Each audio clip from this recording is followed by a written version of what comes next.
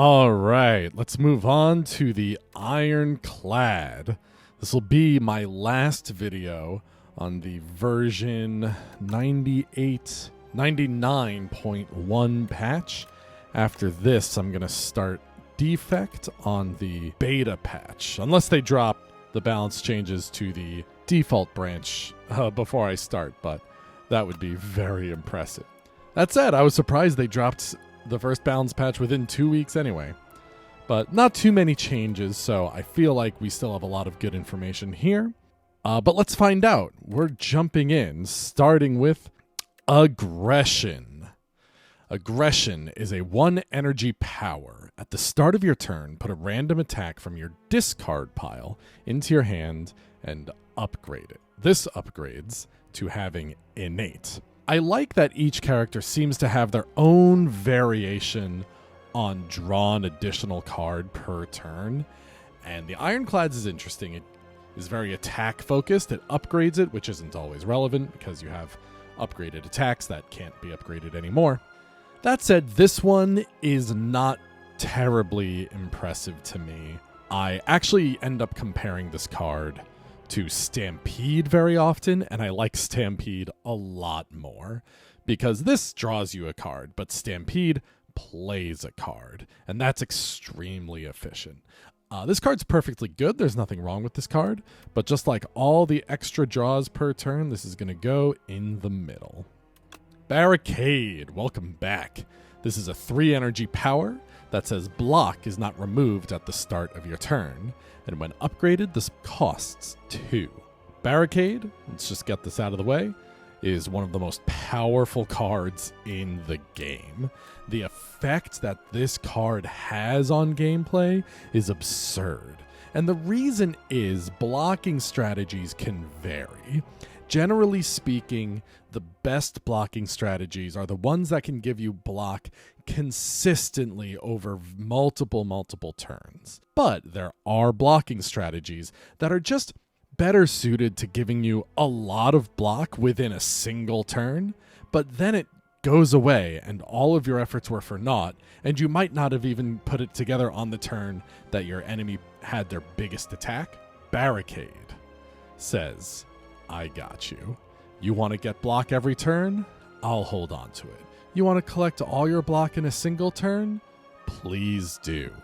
One of the hardest runs I had, I ended up winning because I got Barricade right before the Act 3 boss, and I ended up blocking for just 150 every single turn, and it went from, I don't think I can win this, to there's no way I can lose. Barricade's an unbelievable card. Its effect is so impactful on the game, and I can't imagine putting this anywhere besides S tier.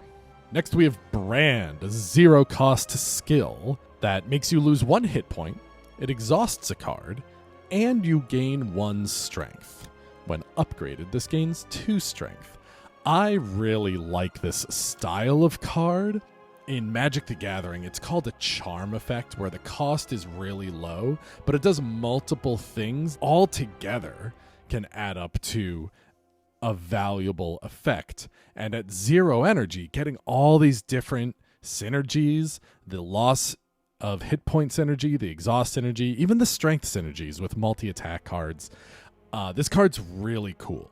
All that said, I never played a copy of this card. I saw it a couple of times, I thought about taking it, and I think my problem with this kind of effect in Slay the Spire is that with a smaller deck, I really want every card to be more focused on my strategy. And I was never quite able to take advantage of each individual effect enough because the individual effects are really small. So if I can't take advantage of all of them, that really hurts this card's value. That said, this card's not bad. 0 cost, gain a strength is pretty good. So this can't be any less than C tier. It is not a bad card. Next we have Cascade. It's an X cost skill where you play the top X cards of your draw pile, and when upgraded, X is X plus 1. I'm really torn on this card. I had a really fun run where I had this, I had Chemical X, I was playing cards, I was getting so much value, and I was breezing through my run. But then I just got unlucky. I hit the Act 3 boss, I hit a couple of bad plays, didn't piece the right cards together at the right time against the right attacks, and my run ended at the top of the Spire. So the lack of control that this card gives you is really problematic, but it does give you a lot of value. If you have expensive cards, it's so efficient.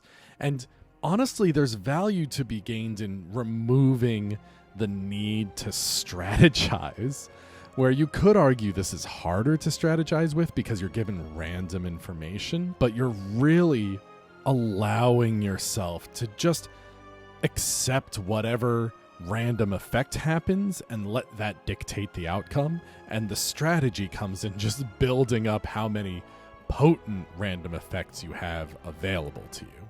That said, I also don't think this card is very versatile. You can't jam this into any deck or a lot of decks. Maybe it's best suited being like just a small cog in a deck with a, broader, more stable strategy. Like if you pick up Chemical X, pick up a copy of Cascade. Play the top 2 cards of your library for 0 is an extremely valuable card, and that's really good. But outside of that, if I'm gonna be honest with myself, I think I have to put this in F tier for now. I wish I could put it higher, and I would like to experiment with it more and see where I can really get some value. But until I really understand how to mitigate the negative consequences of randomness this card necessarily adds, I'm going to leave it in F tier and just hope for the best in the future. Next, we have Colossus, a 1 energy skill that gives you 5 block, so we're at a defend level. How can we save this card? Well, you receive 50% less damage from vulnerable enemies this turn. First of all, I love this design. I love this payoff for the vulnerable deck. 50% less damage from vulnerable targets, that's double weak. That's like weak with debilitate, but this also stacks with weak. I don't know if it multiplies or adds, but you can still gain a benefit from weak with this card.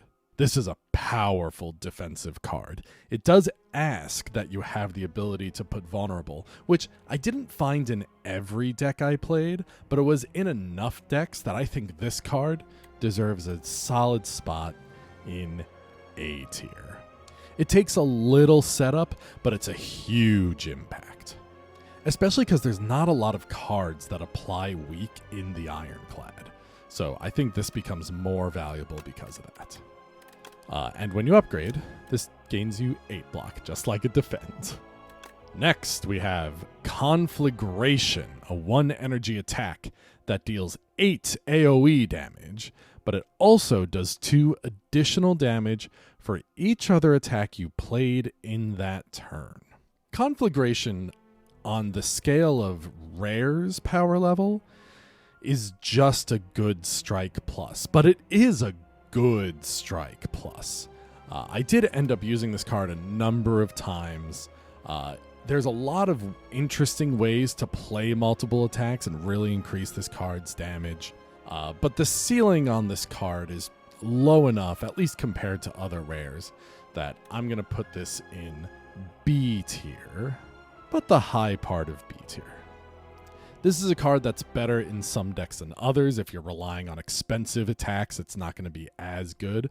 But even at its floor, dealing 8 damage AoE for 1 energy is just a reasonable card, especially early in runs. And when this upgrades, it deals 9 at base and 3 additional for each attack. Next is Crimson Mantle, a 1 energy power that says at the start of your turn, you lose a hit point and gain 8 block. On upgrade, it gives you 10 block. Crimson Mantle is a great generator for losing hit point synergies. It's also just an incredible source of block. I mean, removing the 1 hit point per turn, imagine stone armor that gives you, Even Stone Armor Plus gives you 6 block per turn, but that 6 is -1 per turn you have it. So it gives you 6 block, then 5 block, then 4 block until it goes away. Crimson Mantle starts at 8 for the same investment of energy and stays at 8. This is a big source of block, and it's an engine for the lose hit point deck. Honestly, this is going into top tier. It's just so easy to put into any deck, and it only gets better in some decks, and you can upgrade it. It's just a great card that gets better. It's not broken like Barricade is, but I don't currently have an SS tier on my tier ranking, so Crimson Mantle and Barricade are going to go in the same tier for now. Cruelty. It's a 1 energy power that says vulnerable enemies take an additional 25% damage. And when upgraded, they take 50% additional damage.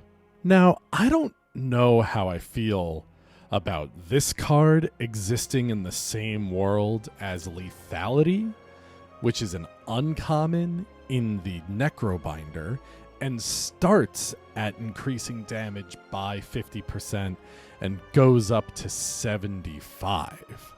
This is a rare. I understand the enemies are already vulnerable, but it also works on all enemies, except after the first attack per turn, which is different from this. This works on all your attacks against vulnerable enemies, but the pros and cons versus just the first attack versus just vulnerable enemies cancels out enough that I'm surprised this one is the rare and starts at only 25% damage. If you rely on vulnerable, which plenty of decks are relying on it even just a little bit, this is an easy power to get into play, only asking for 1 energy and then increasing your massive damage to vulnerable targets, especially combining it with massive damage cards like Thrash that we'll talk about later. I think Cruelty is very good and right in the same wheelhouse as Colossus, but I like Colossus better.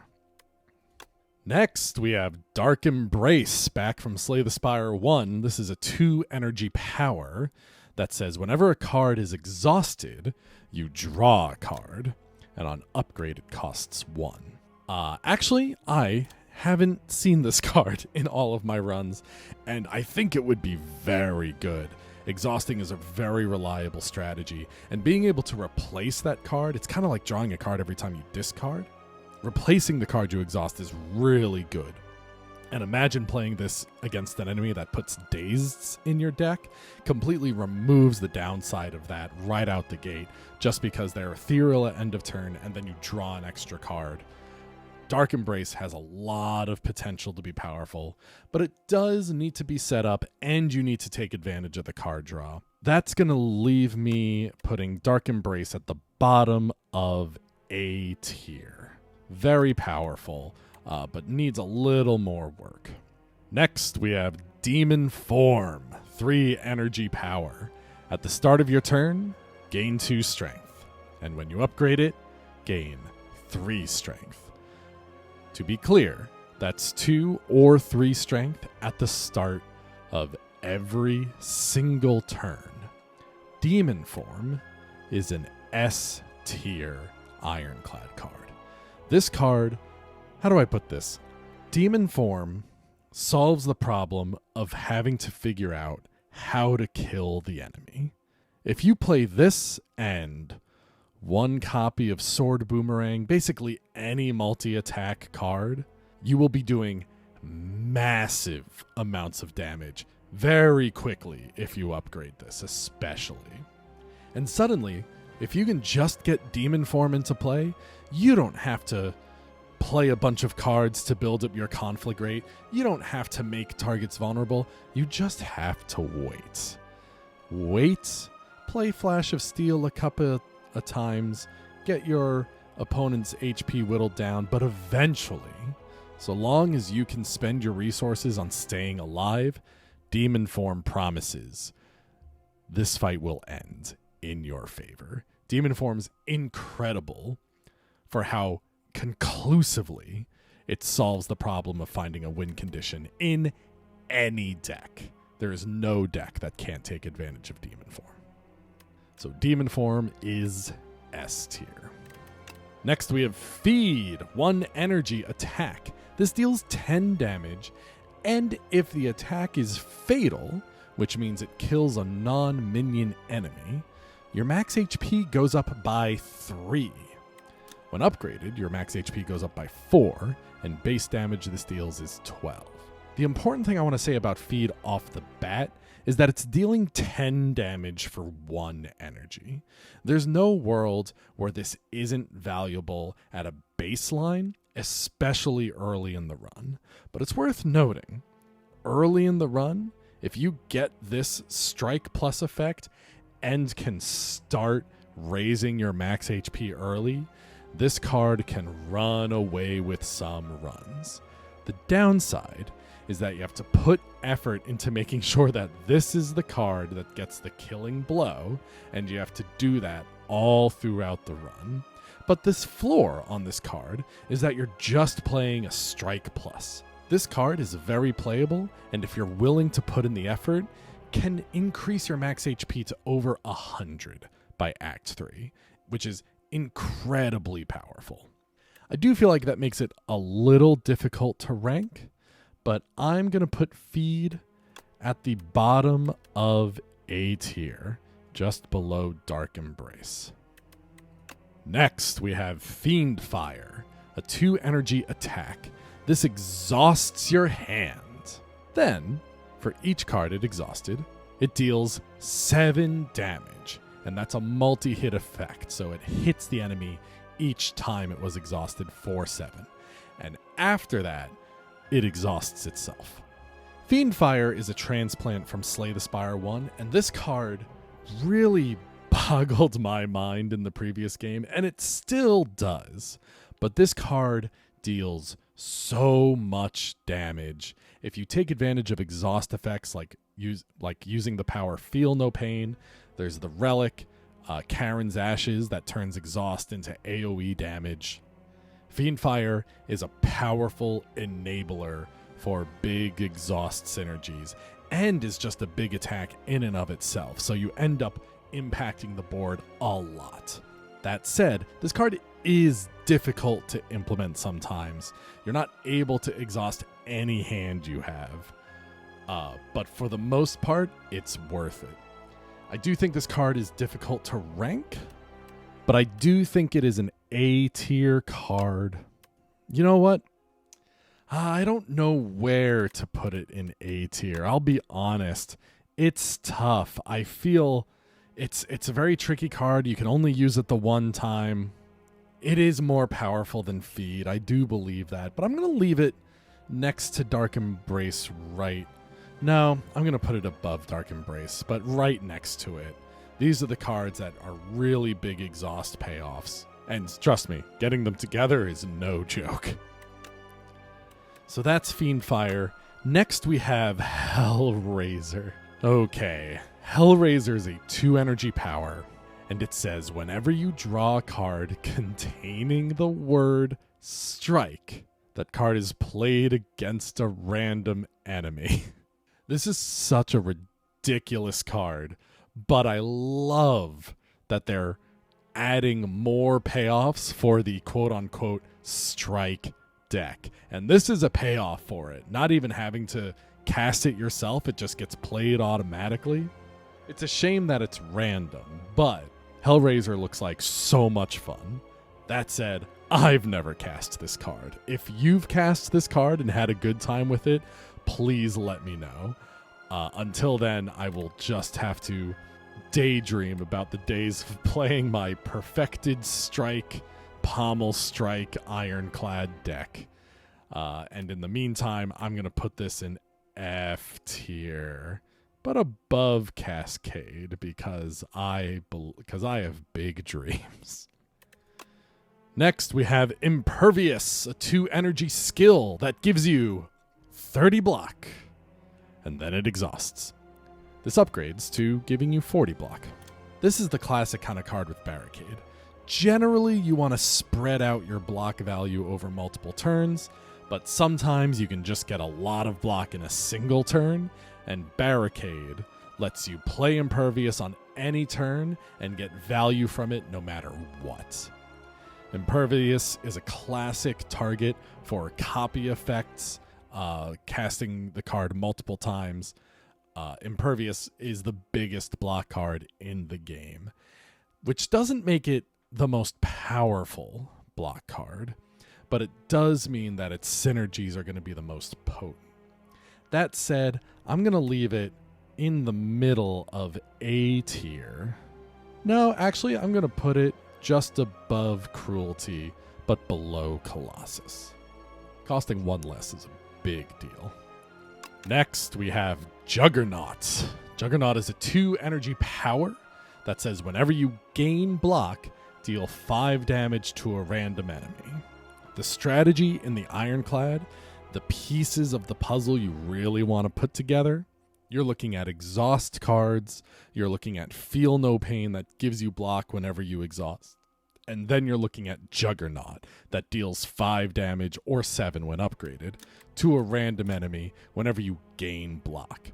And now we have nice things like Stone Armor that trigger this once every single turn as well. Juggernaut is one of the best payoffs in the Ironclad, and for what? Just gaining block. This is a card that gives you free damage after paying your initial 2 energy. This gives you free damage for protecting yourself. That is so powerful. A card that incentivizes you not to die is a really good card. And Juggernaut is also going all the way up, and it's going above Demon Form even, if only because it costs 2. Next, we have Mangle, a 3 energy attack that deals 15 damage, and then the enemy loses 10 strength for the turn. I did get a copy of this card, but the 3 energy is a big ask, and 10 strength isn't always enough to protect you when you're spending all of your energy, and 15 damage isn't really enough to justify taking a turn off either. So this is really just a jacked up Iron Wave, but it's a good Iron Wave. It's just not quite where I want to be for building a deck around or getting enough payoff for my rare. When you upgrade this, the numbers both go up by 5, so it deals 20 and reduces strength by 15, which is a good upgrade. But again, I think I would rather just pick something else and spend my upgrades on something a little bit more impactful. But perfectly playable in most decks. I'm going to put Mangle at the top of C tier, just above Brand. Next, we have Offering. 0 energy skill. You lose 6 hit points, but you gain 2 energy and draw 3 cards. Upgraded, you draw 5. Offering is one of the classic powerful cards in Ironclad. This is a great setup card. Drawing cards, giving you energy, and not taking anything except your hit points. That now, I do believe that is a bigger cost in this game than it was the previous game. There's a lot more effects that are eating your health, and there's a lot fewer effects that are restoring it. That said, you do start with Burning Blood, so you'll always net 6 hit points, but you do have to make sure that you're doing good protecting yourself. But Offering, by giving you energy and card draw, is doing a lot of favors to help you set up and protect yourself. So you want to put Offering in most decks. Upgrading it is also very good.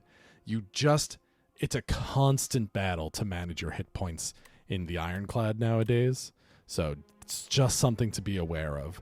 But Offering deserves a place in basically any deck that wants to play cards. I'm going to put Offering's ranking just below Demon Form and above Crimson Mantle. Crimson Mantle is a better engine for hit point loss because it only does 1 and it does it every turn, but Offering just does so much more for you. Next, we have 1-2 Punch. If anyone knows why this replaced Double Tap, I would love to know, because this is Double Tap from the previous game. For 1 energy, it's a skill that says this turn only, your next attack is played in extra time, and when upgraded, your next 2 attacks are played in extra time. As far as I remember, that's exactly the wording on double tap. But in any case, 1-2 Punch is still a good card. It's not a card I got a chance to play a lot of. Being able to take advantage of the upgraded version is when you get to really feel the impact of this card. 1-2 Punch is really solid. Even early in the game, you can play this with just Bash. And then when you play Bash, the second copy gets the additional vulnerable damage, and you've put 4 vulnerable on the enemy. So you don't have to worry about playing Bash again, and you can just rely on new damage cards, Hemokinesis, whatever it may be. But overall, 1-2 Punch is sort of just okay this time around.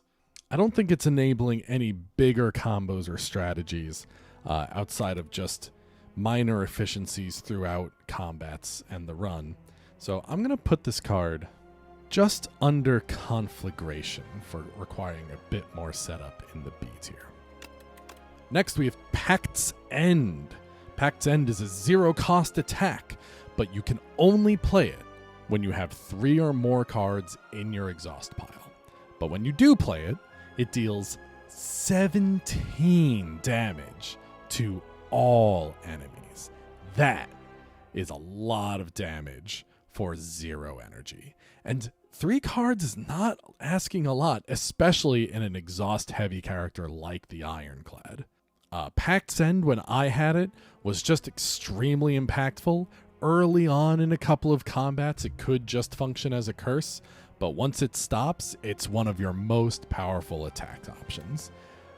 And this is actually going to shoot right up to S tier, right below Crimson Mantle, just for not being able to be played early. Next, we have Primal Force. This is a 0-cost skill that transforms all the attacks in your hand into giant rocks. Giant rocks are a 1-energy colorless attack that deal 16 damage. When Primal Force is upgraded, it adds Giant Rock Plus to your hand instead, which is the same except it deals 20 damage. I have to make sure of something because I remember getting Primal Force very early on in Act 1, and I just had to build my whole deck around it. I'm just checking. I don't remember if I won that run. No? Where was it? Let's see. Did I just daydream that? Did I just have dreams of playing Primal Force and pretending it was really good, but in reality it's really bad? Oh no. I wonder, I'm going through my runs looking for Primal Force. I wonder if I removed it from my final deck. I don't remember doing that, but it's possible that that's what happened. This is why I can't find it in these final deck lists. Okay, I found the run. It was in Ascension 3. I got it as a reward from Niao, but it's not in my final deck list. I did win the run, but what happens to my Primal Force? Oh, here it is.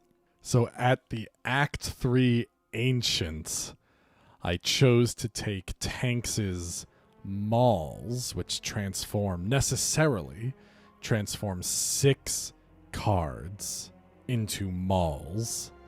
And I learned that when you do that, it transforms the upgraded cards into upgraded Mauls, which is not true typically for Transform. But my Primal Force Plus was upgraded. And I figured since I was going into a new aggressive strategy by playing Mauls, I was going to switch away from trying to make Primal Force work, because those would have worked against each other. So I won an Ascension. So all that is to say, I won an Ascension 3 run with Primal Force. What does that say about the card's efficacy? I don't know if that's the word I'm looking for. But what does that say about the card's potential? I'll say it's probably not promising. If I remember correctly, it was very impactful, but it is a silly card. It just does damage. It doesn't exhaust anything, so you're not getting those synergies, which I think is one of the big downsides of this card. I don't have the heart to put this in F tier, but I am going to call this the bottom of C tier. But I hope this card only gets better. I hope they never remove this. This is a fun card to play. All right, next we have Pyre. This is an interesting card because we didn't have this effect in the last game, but it's just a 2 energy power that gives you additional energy at the start of each turn, and when upgraded, gives you 2 energy at the start of each turn. This is a really powerful effect, especially upgraded, and most decks can take full advantage of this, especially in a game that has very few relics that give 1 energy a turn. Getting that effect just by playing a 2 energy power is usually worth it, and I really liked this card the few times I had it. I don't think it's exceedingly broken, so I'm actually just going to leave it at the top of A tier. It's a really good solution to limited energy, but it's not the only solution. Next, we have Stoke. Stoke is a 1 energy skill where you exhaust your hands and then you draw a card for each card exhausted. Then this exhausts itself.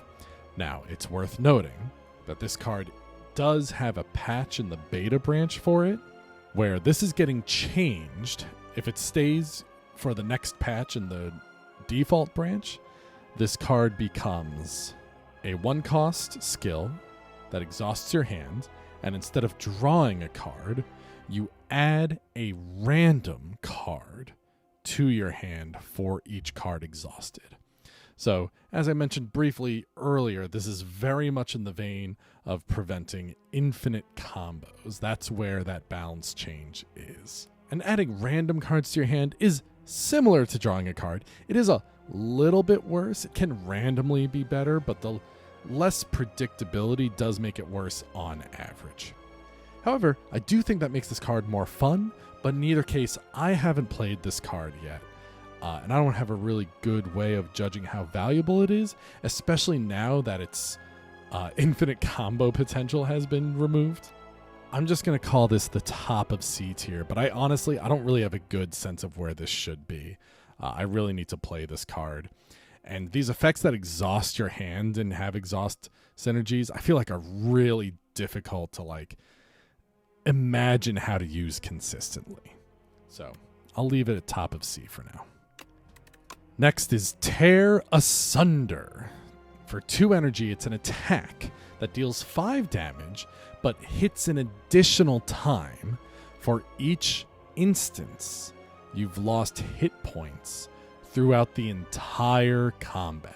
So this is the kind of thing that Crimson Mantle is really paying off, as well as just getting attacked by the enemy. Really cool that this is additionally more effective against multi-hit enemies that hit you a bunch of times. Suddenly you get hit 5 times by 1 attack. This damage gets multiplied by another 5. Tear Asunder is a really big damage card. And it has synergies, being a multi-attack card. I like Tear Asunder a lot. It's a really good generator of a lot of damage.